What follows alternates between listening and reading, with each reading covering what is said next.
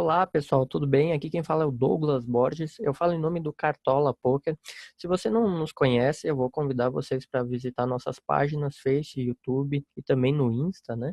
E também a gente pode estar acessando uma plataforma de estudo onde a gente tem todo o conteúdo de forma bem organizada, um material que vocês podem estar baixando também. E isso tudo de forma gratuita, né? Lá, sem mais delongas. Então agora eu vou falar sobre range, né? Nada mais é do que o grupo de mãos que a gente joga conforme cada posição. Então a gente verificou em aulas anteriores da gente saber esses grupos de mãos por posição. Eu até trouxe uma imagem para vocês. Quando eu trouxe essa imagem, eu falei que podia ter calma que a gente ia estar calculando o nosso e daqui a pouquinho vamos estar fazendo isso, certo? Então, range nada mais é do que um leque de combos que os jogadores e a gente, né, abrem conforme cada posição. Então, calma que estamos quase lá. Os ranges, eles variam muito, né? Isso conforme a estrutura do torneio, conforme a gente está começo de torneio, final de torneio, meio de torneio. Então, ele tem toda uma variação. Aqui a gente vai focar em início de torneio, por enquanto, como que vai crescer o nosso range, né, conforme cada posição. E depois vocês vão ter a liberdade de estar utilizando o que vocês achar mais adequado, certo? Importante também ressaltar, a gente vai estar jogando ainda contra pessoas, né? Esse leque de mãos que a gente vai definir vai ser como uma base, né? Não vai ser uma regra. Então, até ressaltei aqui que vai ser a nossa base para nossa estratégia. Eu vou falar um pouquinho sobre o TG e o TG mais um, certo? Normalmente, em começos de torneio, os jogadores dessas posições tendem a jogar mãos que são muito fortes, né? Eu até coloquei aqui elas em vermelho. Só que como as pessoas tendem a jogar essas mãos, normalmente elas acabam perdendo valor, né? Por quê? Porque quando alguém vai contra você, provavelmente ele vai ter, né, muita força também. É bem comum a gente estar de rei-rei e o cara apresenta as, ou dama-dama, e o cara apresenta rei-rei. Então, elas acabam perdendo, né, valor nesse início de campeonato. O que que eu quero dizer, né? Não é que você não pode jogar. Eu até aconselho você jogar mais bem no começo do campeonato esses combos e depois a gente vai ajustando para nossa estratégia. Mas qual que é a ideia? Eu aconselho vocês jogarem mãos em que a gente possa construir, né, bem mais do que um par alto, no caso, um top pair. São mãos onde a gente vai buscar, né, trincas, então jogar praticamente todos os pocket pairs, sequências, né? Então eu coloco ali essa parte de combos que são os suited connectors, né? São 6-5, 7-6, 8-7, 9-8, porque quando a gente acertar dois pares, tiver por sequência, a gente vai ter condições de colocar pressão, porque a nossa mão vai ter muita chance de ficar nut, né? Nuts, para quem não sabe, é o melhor jogo da mesa. E também as pessoas não vão estar colocando a gente com esses combos, né? Eles vão imaginar que a nossa mão tá lá para cima, a gente vai estar jogando com um valor, né, em outro patamar, digamos assim. Eu coloquei também todos os ases, porque quando encaixar, por exemplo, um flush draw, ou a gente estiver realmente com flush, a gente tá com o as, né? Esse jogo aí provavelmente vai te deixar nuts. E também a gente está bloqueando um as, então isso também é relevante. Claro que agora vocês não entendem o conceito de blockers, né? Mas a gente vai estar estudando isso também mais para frente. Então até coloquei aqui o range de open dessas posições variam dependendo da pessoa, né? Mas claro, a gente vai entender a matemática e você vai definir se você pretende usar 9, 10, 11, 12, 13% dessas posições. O importante é que é essa a ideia. Agora vamos para a posição, né, de MP1 e MP2. Nessas posições aqui, vamos verificar qual que é o range de open, certo? É um range, né, onde ele cresce também para o lado dos suited, certo? Porque da mesma forma a gente representa um range forte de MP1 ou MP2 e normalmente quando as pessoas vêm contra a gente, elas também mostram muita força. Então a gente vai procurar esses outros combos onde a gente pode estar buscando aí um flush, uma sequência, enfim, e os vilões, né? Os nossos adversários não vão estar colocando a gente com essas cartas. Então, eu só ressalto, né, que com top pair, às vezes até no flop, no turn, no river, é complicado a gente estar jogando, mostrando muita força, né?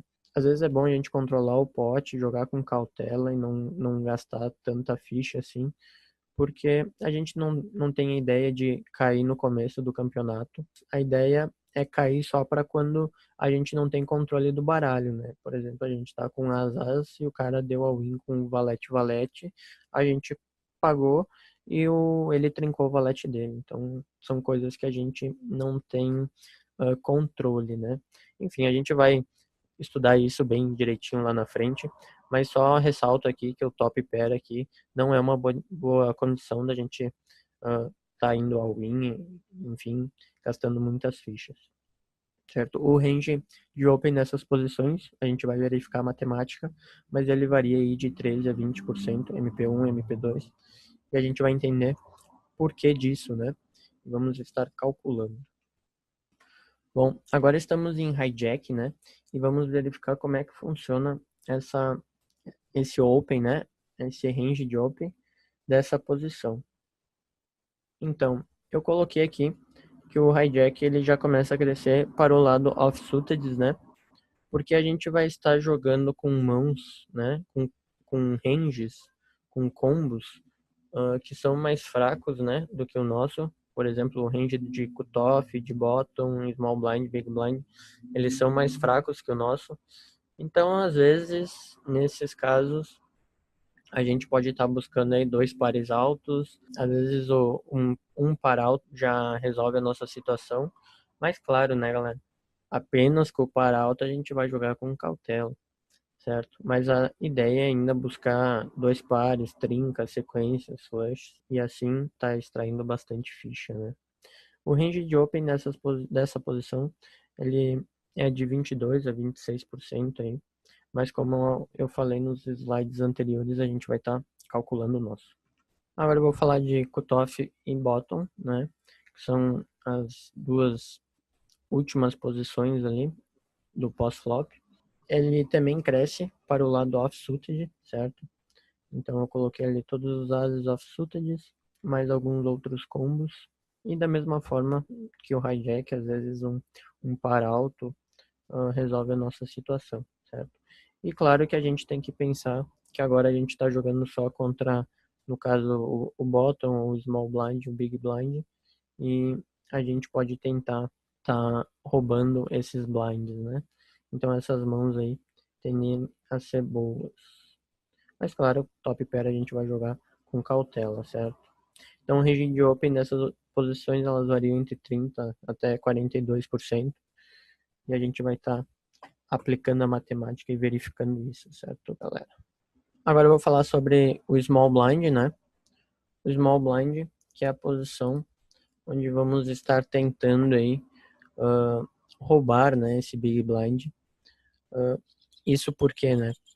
Porque, por exemplo, se o big blind ele vai estar defendendo aí com 35, 40% das mãos, se a gente tentar roubar todas as vezes que a mesa rodar em fold, né? E chegar na gente, a gente tá roubando aí praticamente todas as vezes, provavelmente a gente vai ter lucro a longo prazo, certo? Mas claro, vamos procurar fazer isso não no início do campeonato, né, bem no início.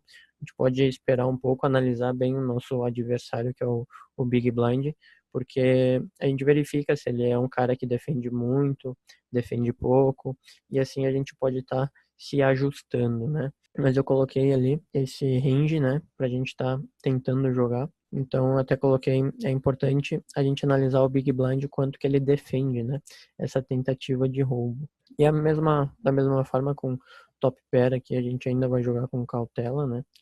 E o range de open também, ele pode variar entre 30 e 42% aí, matematicamente falando, certo? Tem gente que abre mais, joga com menos, porque Tem o fator aqui que se a gente toma o call, a gente vai estar jogando fora de posição, né? Vamos estar na pior posição possível no pós-flop. Então tem várias situações aí onde pode variar esse range de open, certo? Mas acredito que é importante ressaltar, é só, na verdade, uma base isso, não é uma regra, certo? Você vai estar traçando a sua. E o mais importante, né? Meio, começo e meio de campeonato, que eu me refiro aqui, você que vai definir, porque quando que é o meio do campeonato que você está jogando?